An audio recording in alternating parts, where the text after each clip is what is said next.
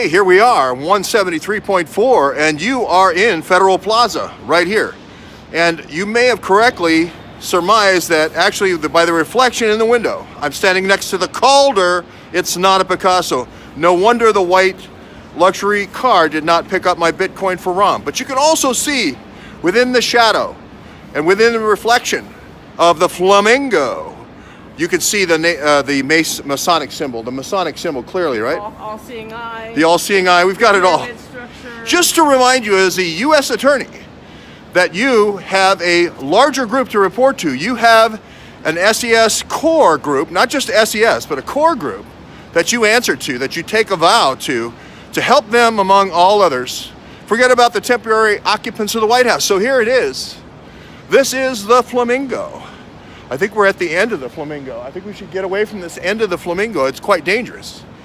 So this is Calder. It has a Picasso-esque feel to it because it's contorted. It's contorted and cubic, a lot like our news currently. And this is the place, if you're not tired of contortions, this is the place, Federal Center, where Attorney General Bauer will be in charge of disseminating the documents that Congress has been waiting for over a year. But no, 3 million documents, we still need to meet them out, eyedropper them out, 1,000 at a time. We need to double check, triple check, quadruple check.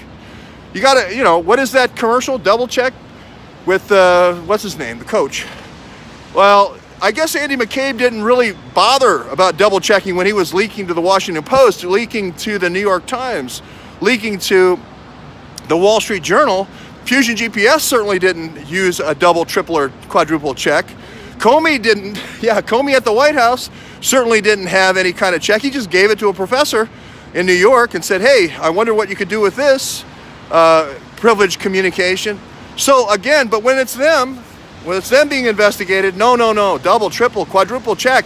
And worse yet, Lausch. I think of Bauer because of Rothschild. Lausch is such good friends with Bill Priestap, who is a co-conspirator. So this is almost as good as Lisa Barsoomian in charge, being Bill Clinton's lawyer, with having Rod Rosenstein being in charge of the Trump investigation.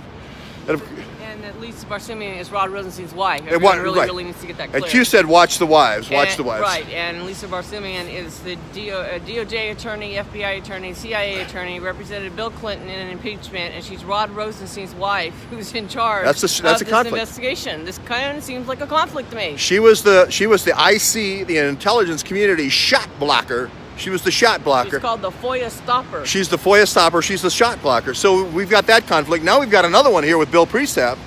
We came down to say, if you need the help of a true FBI professional, and you can get Robin Gritz, and she could bring in 100 FBI agents. There's 54 here working on the documents. Supposedly, we haven't had the first 1,000 documents yet.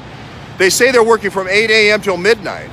No contact through the press release, through the press officer yet about the first 1,000 documents.